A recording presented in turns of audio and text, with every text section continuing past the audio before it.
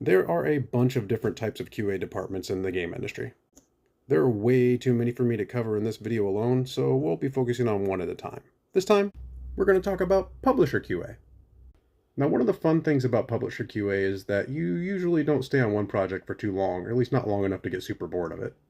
You'll change projects usually once every couple of months, whereas as a developer, you'll usually be on there for at least 6 months, sometimes even years. Now, when you're on Publisher QA, it usually means that the game is definitely in the last few months, so you're only usually going to be looking for crashes and standard violations, things that are going to mess up submission.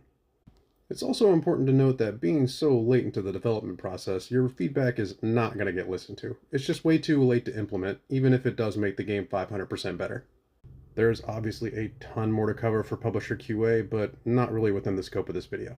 I've worked Publisher QA a couple of times, and it's really not such a bad place to be in the game industry. There are a lot of worse options, and we'll get to those.